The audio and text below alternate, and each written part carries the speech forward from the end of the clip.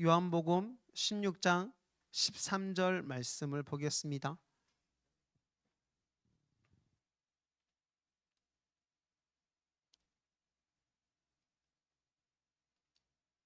우리 함께 요한복음 16장 13절 한 구절 말씀만 읽어 나가도록 하겠습니다.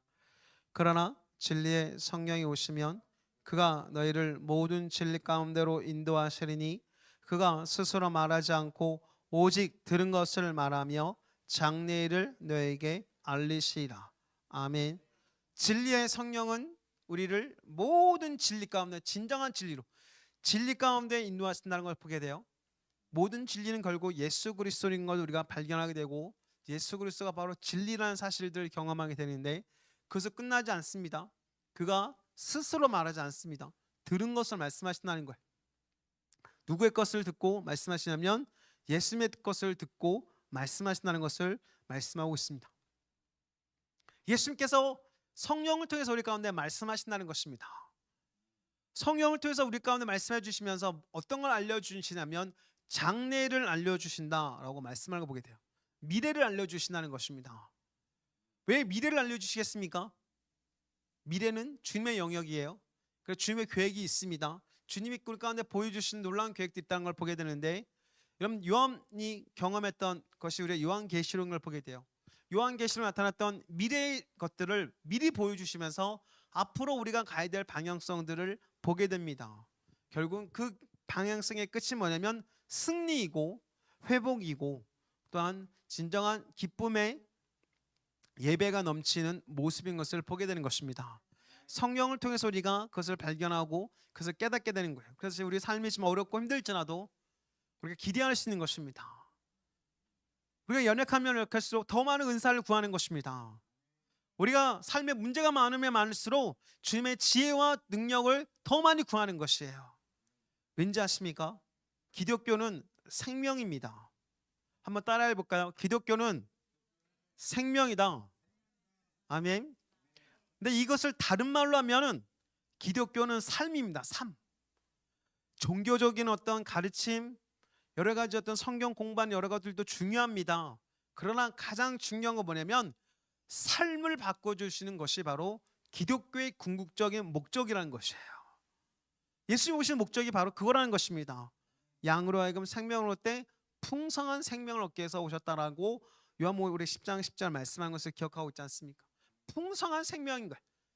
영혼이 잘 되고 범사가 잘 되고 강건한 거죠. 풍성하다는 건 뭐냐면 영적인 것만 풍성한 것이 아닙니다. 삶의 부분도 우리의 생명이라고 하는 어떤 진정한 삶의 모든 것들을 이끌어가는 주님의 역사가 우리 안에 넘쳐서 우리의 삶도 풍성해진 것입니다. 여러분 신앙생활 잘하다 하면서 많은 사람들이 많은 것들을 포기하고 뭔가 꺾고 나가는 것들을 생각하는 것들이 많이 있습니다.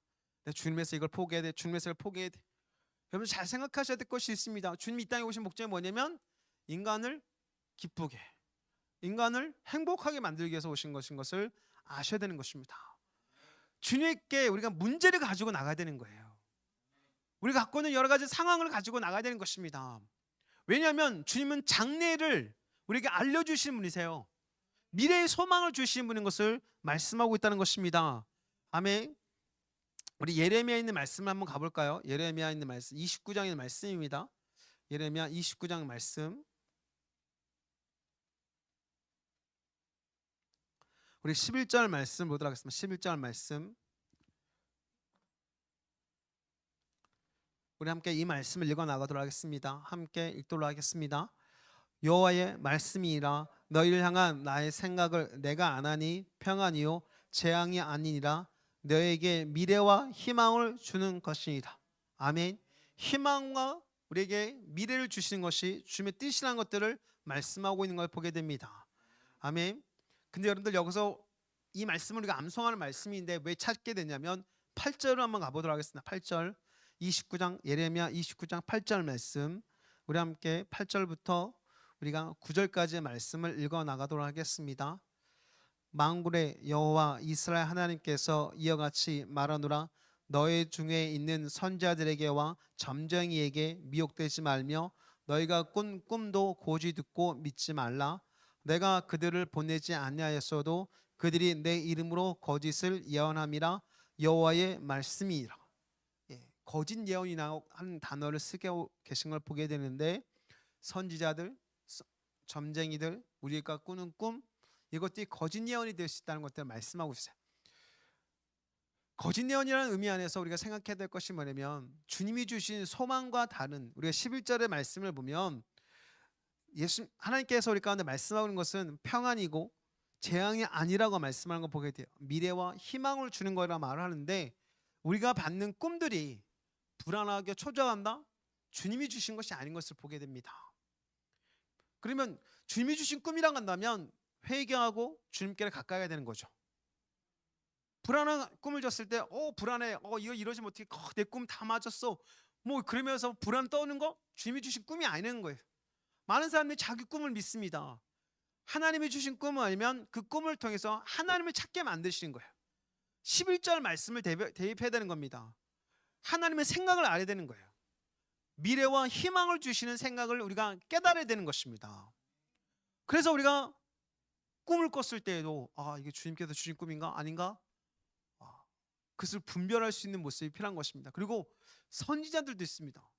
선지자들은 하나님께서 보내지 않았음에도 불구하고 거짓을 예언한다는 거예요. 어떻게 하나님의 이름으로 거짓을 예언한다고 말씀한 거 보게 돼요. 하나님 말씀하셨어 라고 하는데 하나님이 보내지 않았다는 겁니다. 그러면서 예레미야가 말하는 것이 뭐냐면, 하나님이 주신 놀라운 소망에 대해서 말씀하는 것을 보게 돼요. 여러분들, 점쟁이들 나옵니다. 여러분들, 선지자만 있는 것이 아니라 이스라엘 땅 안에, 유다 땅 안에 점쟁이들도 있었습니다. 그러니까 다신교 사상이 유다 지역을 지배하고 있었던 것을 우리가 발견하게 돼요. 그러니까 점쟁이들이 있는 것이죠. 오늘날 많은 사람들이 점처럼 합니다. 그리고 교회 안에서도 이렇게 예언사역이라든가 이것에 빠지려는 사람들 많은 걸 보게 돼요. 여러분들, 중요한 것이 있습니다. 하나님으로부터 오는 예언사역과 스스로 말하는 예언사역의 차이를 우리가 알 필요가 있다는 것이에요. 하나님부터 오는 예언사역의 핵심이 뭐냐? 결국 하나님께로 가까이 가는 것입니다. 여러분, 예수님께서 주신 진정한 예언, 성령 통해서 우리에게 장래를 알려주신다고 했을 때 장래를 잘 맞추는 것이 중요한 것이 아니라, 지금 주님이 주신 말씀은 다 장래를 다 맞추게 되어 있어요. 그래서 그것이 중요한 것이 아니라 그 장래를, 소망을 누구에 두냐면 예수님께로 두게 하는 것입니다.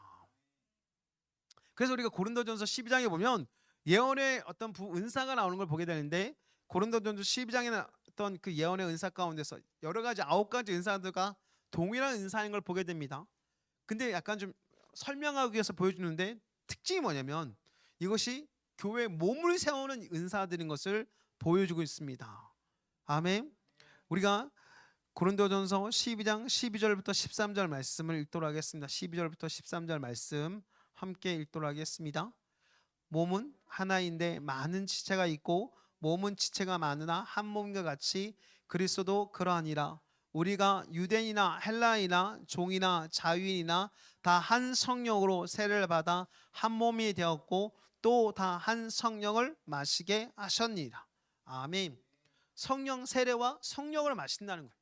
성령을 마신다? 그게 생수죠, 생수. 물을 마시듯이 성령을 계속적으로 경험해 나가는 삶을 얘기하고 있습니다. 근데 이것이 11절에 보면 이 모든 일은 같은 한 성령이 행하사 그의 뜻대로 각 사람에게 나눠주신 것이라 됐습니다. 은사들은 한 성령께서 역사하신 거예요. 여러분, 예수님께서 말씀하시고 계시는 성령의 말씀, 우리 요한복음 16장 14절에 보면 오직 들은 것을 알려주신다고 했는데, 궁극적으로 성령께서 행하신다는 이 고린도전서 12장 11절 말씀은 결국 예수님께서 역사하시는 모습이라는 것을 우리가 보게 돼요. 예수님 머리시고 교회가 몸이란 것을 우리가 알 수가 있게 되는데요. 그렇기 때문에 교회가 건강해질 수 있는 비결은 뭐냐면 성도들 안에 은사들이 활성화되는 것입니다. 은사들이 나타나야 되는 거예요. 나 이런 은사 나 이거 안 되는데. 여러분들 기억해야 될 것만, 은사가 나타나지 않습니까? 성령이 하는 은사는 모든 것을 다 유익하게 하는 것을 보게 돼요. 그래서 고린도전서 12장 7절에 보면 각 사람에게 성령을 나타내심은 유익하게 하려 하심이라 라고 말씀을 보게 돼요. 우리 유익하게 한다는 거. 그러면 무슨 말이겠습니까? 이 의미 안에서 질병이 있는 사람들에게 병 고침 은사가 필요한 거예요. 그럼 병고침 은사를 달라고 기도하는 것입니다. 주님, 내 문제를 해결할 수 있는 것. 내가 지혜가 부족해요. 그럼 후이 주시고 꾸짖지 않은 주님께 구해서 지혜 은사를 달라는 겁니다. 그 지혜 은사 있는 사람들은 지혜가 없는 상황 속에서 자꾸 답답한 일들을 발견하게 돼요. 낭망하고 좌절할 것이 아니라 기독교는 생명이고 기독교는 삶이지 않습니까? 삶을 변화시키는 거예요. 그러니까 내 삶이 풍성해지도록, 기쁨이 넘치도록, 행복해지도록 주님 우리에게 은사를 주신다는 겁니다. 그래서 은사를 달라고 기도해야 되는 거예요. 예레미야 29장 11절에 보면 그 미래와 희망을 주는 걸 말씀한 다음에 12절과 13절 말씀이 이렇게 되어 있어요. 진정한 예언자라면 그들 가운데 이렇게 말해야 된다는 것입니다. 온 마음으로 날 찾으라는 거예요. 부르짖으라는 것입니다. 기도하라는 것입니다. 진정한 예언은 사람들을 어떻게 인도하냐면 기도하는 자들로 인도하는 거예요. 진정한 성령 은사는 주님께서 기도하는 사람으로 우리를 만들어 가신다는 사실을 보게 되는 것입니다. 아멘. 그러니까 여러분들은 구해야 되는 거예요. 주님이 우리의 삶을 바꿔주시고 우리 삶에 잘될 것들을 기대하면서 나갈 수 있도록 우리는 기도하고 주 앞에 기대하면서 나가야 된다는 것입니다. 이게 기독교가 갖고 있는 강력함이라는 거예요. 이것을 이끌어올까 하시는 분이 바로 예수 그리스도인 것입니다. 내 이름으로 구하면 내가 행하리라. 예수님께서 놀라운 건 뭐냐면 제자들에게 있어서 강력하게 가르치신 것이 뭐냐면 주기도문이고요. 예수님께서 가르치신 것이 뭐냐면 기도라는 사실들을 우리가 보게 됩니다. 예수님의 이름으로 기도하는 것. 진정한 예언의 은사라든가 진정한 교회가 세워지는 것은 구하는 겁니다. 우리가 주님께서 잘 되도록 다 예배해 놓으셨습니다. 미래와 희망을 주신다는 것입니다. 그러니까 구하는 거야. 내가 기도에서 역사가 나타나는 거야. 이렇게 말하는 이 초보적인 신앙은 이제 떠나야 되는 거예요. 기도했기 때문에 역사하는 것이 아닙니다. 주님이 주시려고 다 작정해 놓으신 거예요. 단지 우리가 구하기를 원하셨던 것입니다. 내 기도 때문에 역사하신 것이 아니라 주님은 주시려고 작정하셨고 우리는 에게 기도하라고 요청하셨고 우리는 그냥 순종한 거예요. 그래서 주님은 주시는 겁니다. 우리가 잘 되도록, 우리가 행복하도록, 우리가 기쁘도록 주신다는 것입니다. 우리 고린도전서 14장의 말씀을 가볼까요? 14장의 말씀에 보면 우리 19절 말씀을 보도록 하겠습니다. 19절 말씀 우리 함께 이 말씀을 읽도록 하겠습니다. 그러나 교회에서 내가 남을 가르치기 위하여 깨달은 마음으로 5마디 말을 하는 것이 1만 마디 방언으로 말하는 것보다 나으니라. 20절까지 한번 읽어볼까요? 형제들아 지혜는 아이가 되지 말고 악에는 어린아이가 되나 지혜는 장성한 사람이 되라. 아멘. 지혜를 구하 나가는 모습 속에서 주님은 장성한 자가 되기를 원한다고 말씀하시는데 사도 바울을 통해서 말씀하신 것이죠. 사도 바울을 통해서 하나님께서 계속 말씀하시면서 얘기하는 것이 뭐냐면 22절 말씀을 볼까요? 22절 말씀 함께 읽도록 하겠습니다. 그러므로 방언은 믿는 자들을 위하지 않고 믿지 않는 자들을 위하는 표적이나 예언은 믿지 아니하는 자들을 위하지 않고 믿는 자들을 위함이라.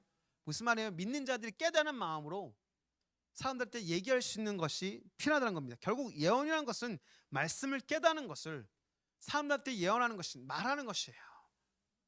뭐 설교라고도 하는 분도 있겠지만 무슨 말 예언이라는 것은 미래에 대한 부분이지 않습니까? 미래의 희망을 주는 메시지가 되는 것이에요. 그래서 진정한 메시지는 정죄하는 것이 아니에요. 사람들을 정죄하는 거 한도 끝도 없습니다. 변화되지 않아요. 그러나 소망을 주는 것입니다. 진짜 이 사람 보고 믿지 못하는 거예요. 진짜 얘가 이런 일을 할 수 있어? 이런 사람이 될 수 있어? 이런 말을 들을 정도로 예언하게 하신 것이 주님의 뜻인 거예요. 왠지 아십니까? 이건 인간이 하는 게 아니거든요. 주님께서 하신 거예요. 인간이 할 수 있는 수준하면 내가 기도 많이 하면 너 이렇게 축복할 거야. 이렇게 하면 내가 많이 해야지. 내가 많이 해야지. 사람 노력을 강조하거든요. 이건 예언 사역이 아니에요. 잘못된 예언 사역은 사람들 자꾸 노력을 강조합니다. 진정한 예언 사역은 뭐냐면 예수님을 가까이 가는 거예요. 예수님을 찾는 겁니다. 예수님이 답이라는 걸 아는 거예요. 예수님을 고백하는 것입니다. 예수님께 더욱더 가까이 가는 것이고 여러분들 요한복음 15장에 나타난 거 말씀 속에 보면 너희가 나를 떠나서는 아무것도 할 수 없다는 말씀을 보게 돼요. 이게 궁극적 예언의 진정한 사역의 모습인 걸 보게 됩니다. 아니 예언을 시커냈는데 주님과 멀어졌어. 그럼 뭘 할 수 있습니까? 요한복음 16장 13절에 께서 말씀을 성령이 오셔서 장례를 알려주신대요. 들은 것을 말하셔서 또 장례를 알려주시다 말했을 때 우리가 막 떨어지게 만들고 주님과 멀어지게 만들고 주님 없이 살게 만들고 열심히 해야지, 열심히 해야지, 열심히 노력해야지, 열심히 노력해야지, 이렇게 만드는 것이 성령 역사시겠습니까? 아닌 거예요. 성령 역사는 너와 주님과 함께 있다. 너와 내가 함께 있다. 너는 나를 통해서 모든 것을 할 수 있다.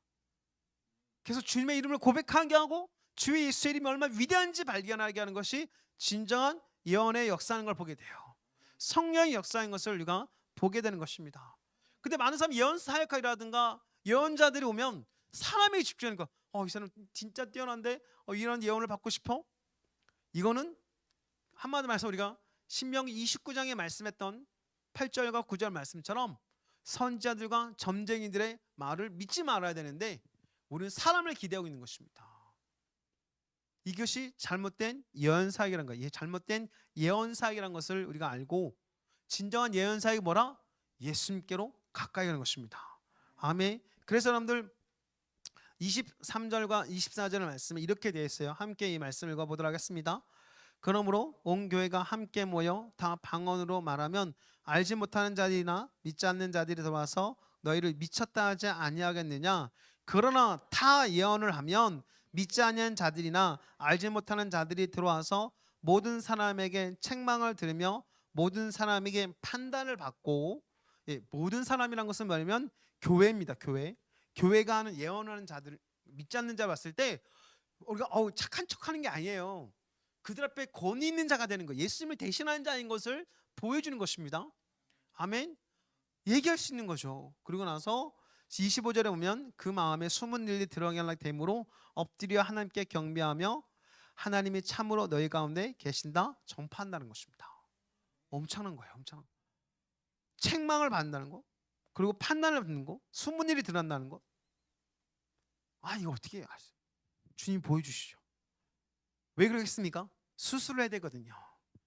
장래에 소망을 주기 위해서는요, 잘못된 것을 건드릴 필요가 있는 것입니다. 소망을 주고 미래에 대한 희망을 주기 위해서는 우리가 잘못된 것이 끊어주고 주님께로 나가야 되지 않겠습니까? 주님을 찾아야 되지 않겠습니까? 그러니까 주님을 찾도록 만들어가는 거예요. 그러니까 많은 사람들이 이 말씀을 잘못 이해해가지고 막 정죄하는 데 바쁘거든요. 아닙니다. 이것은 수술하는 의사들의 어떤 관점인 거예요. 수술한다? 결국 이거죠. 엑스레이를 찍고 MRI를 찍고 CT를 찍으면서 어디가 잘못된지 알게 되고 그에 대해서 수술할 건지 약을 투여할 건지 의사들이 판단하고 나가듯이 진짜 크리스찬들은 말씀 속에서 예수 그리스도께 계속 나가서 그 빛비춤, 주님의 그 말씀 안에서 빛을 비춰줘서 이 사람의 문제가 뭔지 주님께서 보여주신다는 겁니다. 근데 이거 보여주셔서 내가 신령하고 내가 대단한 것을 얘기하는 것이 아니라 그들로 하여금 예수님께로 가까이 나가도록 하는 주님의 방법을 구해야 되는 거예요. 어떻게 하면 이들이 더 주님께 나갈 수 있겠습니까? 책망을 통해서, 아니면 공고를 통해서. 하나님, 이 사람이 잘못된 것들이 자꾸만 숨기는데 이걸 뒤쳐져서. 그래서 주님의 살아계심을 보여주는 모습이 바로 예언이라는 것들을 말씀하고 있는 것입니다. 그래서 예언 사역은 사람과 관점이 없어요. 오직 예수님께로 사람을 인도하는 것입니다. 아멘. 그래서 우리 베드로서 1장 말씀에 이런 말씀이 있습니다. 1장 19절 말씀이에요. 그래서 예언 사역을 더 담대하게 할 필요도 있습니다. 왜냐하면 주님을 증언하기 위해서, 우리가 전도하는 데 있어서 그러니까 물건을 나눠주고 좋은 방법입니다. 근데 더 강력한 건 뭐냐면 예언적인 성령 인도를 따라서 예언의 모습으로 전도하는 것이에요. 그것이 교회 안에서 흘러나올 때 생명이죠. 기독교는 삶이고 기독교는 생명이라는 말씀드렸지 않습니까? 사람들을 살리게 하는 방법인 거예요. 그 말씀의 검, 우리가 히브리서 4장 12절 말씀, 하나님의 말씀은 살았고 운동이어서 자유의 날선 어떤 검보다 예리한다. 이 검보다 예리한다는 것은 사람을 죽이기도 하고 살리기도 하는 그런 것이 아니라 살리는 거예요. 무조건. 수술하는 검이 될 수도 있고요. 이 검은 사람들을 진단하는 검이 될 수도 있습니다. 그럼 혼과 영과 관절과 골수를 쪼개죠. 살리기 위해서. 그래서 말씀의 검을 통해서 사람들이 살아나길 주님은 원하신다는 것입니다. 아멘. 우리가 베드로후서 1장 19절 말씀 함께 이 말씀 읽도록 하겠습니다. 또 우리에게는 더 확실한 예언이 있어 어두운 데를 비추는 등불과 같이 날이 새어 샛별이 너희 마음에 떠오르기까지 너희가 이것을 주의하는 것이 옳으니라. 아멘. 우리 마음에 색별이 뜬다는 게 이것이 빛을 비춰준다는 거예요. 빛 비추면 단어를 쓴 분도 있는데 약간 그분들이 약간 오해되는 분이 있어서 조심스럽지만 샛별이라는 단어가 결국 빛이 떠오르는 거예요. 새벽별이 떠오르는 거죠. 어두운데 빛이 비추는 거예요. 주의 말씀은 내 발이여 등이라는 것처럼 이 예언의 진정한 예수님을 경험하게 만들어가는데 주님을 알아가도록 우리 안에 빛이 떠오르는 겁니다. 맞아, 주님이 이런 분이지. 그래, 내 상황과 환경을 봤을 때 왜 이런 걸 허락하셨을까? 여러분, 야곱이 당하는 환경, 이삭이 당하는 환경이 다 다르지 않습니까? 근데 이것을 다 주님이 허락해 놓으시는 걸 보게 돼요. 여러분들 기억해야 될 건 뭐냐면 이스라엘 백성들이 애굽에서 400년 동안 고생을 당합니다. 근데 그 고생을 당하기 전에 요셉이 꿈을 꾸고 형들한테 말하는 바람에 애굽으로 노예를 팔려가지 않습니까? 우리는 알잖아요. 요셉 얼마나 좋아합니까, 사람들. 근데 꿈을 꿨지 않습니까? 예언하고. 그래가지고 거기서 국무총리까지 돼요. 이제 거기서 생각해 보십시오. 가나안 땅에 풍년이라면 굳이 애굽에 안 나가지 않습니까? 하나님 요셉과 함께 하시니까 형통한 자가 되었습니다. 그러니까 애굽에서 형통함이 나타나는 거예요. 가나안이 하나님 함께 하신 곳이라고 생각했는데 하나님 요셉과 함께 하시니까 애굽이 형통한 곳이 되었어요. 그럼 가나안이 가뭄이 왔고 가나안이 왔으니까 애굽으로 내려간 거예요. 주님이 하신 거 아니겠습니까? 주님이 이끄심 아니겠습니까? 그들이 고통 속에서만 부르짖을 때 왜 고통스럽게 하셨습니까? 라고 하지만 주님의 계획 안에는, 어떤 우주적인 계획 안에는 하나님 나라의 놀라운 역사가 있고 구원의 역사가 있다는 사실들을 우리가 보게 되는 것입니다. 내가 당하는 모든 환경들이 이해가 안 될 때가 있어요. 그리고 이게 어떻게 이것이 주님의 뜻일까? 그냥 잘 되기를 원하시고 모든 것이 평탄하게 원하는데, 근데요, 이것이 주님의 뜻일 때가 있다는 겁니다. 왜냐하면 주님은 우리가 이 문제를 해결하는 자가 되어서 다른 사람들을 도와줄 수 있는 사람이 되기를 원하신다는 것입니다. 기독교는 교리적으로 끝나는 것이 아니라 사람을 살리는 데 집중하는 것이 중요한 거예요. 여러분들, 의사들이 육신을 치료하고 있지만, 지금 정신과 의사들이 정신을 또 치료하고 있지만, 진짜 어떻게 보면 기독교는 영혼의 의사처럼 사람의 영혼을 살리는 거예요. 우리나라가 자살률 1위라고 말하고 있지 않습니까? 소망이 없는 거죠. 돈을 살아갔는데 돈의 속성에 묶여가지고 돈이 되는 것에 열심히 해. 근데 돈이 우리를 죽이는 거죠. 그 고통 속에 죽는 사람들이 있다는 겁니다. 근데 우리가 솔직히 그런 문제 속에 없는 사람이 별로 없습니다. 거의 다 많이 있다는 걸 보게 돼요. 삶 속에서 많은 문제가 있으니까 괴로운 거예요. 그러니까 고통 속에서 우리가 죽게 되는 것이고, 그래서 자살하는 부분은 진짜 삶에 있어서 살고 싶은데 그 욕망도 사라지는 것입니다. 주님은 우리가 살리기를 원하신다 말씀하고 있지 않습니까? 살아나기를 원하신다는 거예요. 마른 뼈도 살아나기를 원하신다는 것입니다. 빛을 비춰주시고 우리 가운데 깨닫게 하셔서 샛별처럼 일어나게 하셔서 주의 말씀 내 발을 드니까 그 빛 비추는 대로 나가기를 원하신다는 것입니다. 바로 예수 그리스도죠. 예수 그리스도를 통해서 우리가 잘되기를 원하시는 것입니다. 내 양은 내 음성을 듣나 말씀하실 뿐만 아니라 내가 온 것은 양을 먹으면 생명 때 풍성한 생명을 얻기 위해서 오셨다고 말씀하시고, 너희가 잘되도록, 내가 너희를 위해서 잘되도록 왔다라고, 너희를 구원하기 위해서 왔다고, 너희가 살리기 위해서 왔다라고 말씀하고 있고, 애굽의 어떤 백성을 이끌어 나갔듯이 세상인 우리를 이끄셔서 가나안의 축복을 주기를 원하셨던 주님께서 이제 화평감을 거두셔서 에덴 동산에 놀라운 축복을 주기를 원하신다는 것이 주님의 뜻인 것을 보게 됩니다. 이게 요한계시를 보면 결국 에덴의 회복을 보게 돼요. 새 예루살렘의 모습은 에덴의 모습인 것을 우리가 발견하게 되는 걸 보게 되죠. 그 사람들 이 말씀을 통해서 기억해야 될 것은 뭐냐면, 주의 말씀을 통해서 예언하게 될 수 있는 하나님의 사람이 되기를 주님께서 원하시고, 그 예수님을 통해서 우리 삶을 예언해서 우리 삶이 풀려나가기를 주님께서 원하신다는 것입니다. 여러분, 그래서 우리는 풀어나야 되는 것입니다. 예수님이 하면 어떻게 하실까? 예수님이 우리가 잘 되기를 원하시지 않겠습니까? 예수님이 어떻게 하시겠습니까? 우리 문제 가운데서 고통 속에서 슬퍼하고 낙심하고 좌절하고 우울하고 두려워하고 걱정 가운데 사는 걸 원하시겠습니까? 아니면 기뻐하기를 원하시겠습니까? 기뻐를 원하시죠. 하나님 나라에서 이루어졌던 것이 이 땅 가운데 이루어지기를 원한다고 예수님께서 가르치신 기도, 우리 소위 말하는 주기도문, 그 기도는 궁극적 뭡니까? 우리가 잘 되기를 원하시는 거예요. 우리가 잘 되기를 원하시는 것입니다. 여러분, 예수님께서 가르치신 기도, 산상순 이런 모습 속에서 여러분들이 고통 속에 살기를 원하시는 것이 아니라 우리를 인정하고 수술을 받아서 잘 되기를 원하시는 것이 주님의 뜻인 거예요. 복잡하지 않습니다. 사실 복잡한 것은 생각해요. 우리 몸이 복잡하거든요. 사실 머리에 있는 것들, 뭐 세포라든가 이런 것들, 막 여러 가지 힘줄이라든가 뼈와 관절, 뭐 이런 것들 생각 엄청 복잡합니다. 근데 우리는 되게 단순해 보이잖아요. 신앙도 그렇습니다. 되게 단순하거든요. 근데 그 안에 엄청난 복잡함이 있습니다. 그 복잡함을 찾으려면 헤매는 거예요. 그러나 우리가 진짜 단순하게 예수 그리스도께 집중해 버리면 답을 찾아가기 쉽습니다. 예수 그리스도께서 우리를 통해서 성경을 보여주십니다. 말씀이시기 때문에 말씀을 보여주신다는 거예요. 그래서 우리가 예언의 은사, 예언을 받을 때 사람에 집중하는 것이 아니라는 사실을, 여러분들, 우리가 그렇기 때문에 큰 꿈을 꿀 수가 있습니다. 놀라운 일들을 행할 수 있는 주님, 그 주 예수님을 믿고 있기 때문에 그 예수님의 이름으로 큰 꿈을 꾸고, 여러분들 요한계시를 보십시오. 지금 우리가 묵상하는 것이 요한계시록인데, 요한계시를 보면 주님의 승리가 있고요, 주님의 심판이 있고, 주님께서 우리 함께 계심으로 인해서 하늘에 속한 자들 그리고 천사들 그 다 기뻐하라 말씀하지 않습니까? 우리 인생은 잘 될 것을 다 예배해 놓으셨다는 것이에요.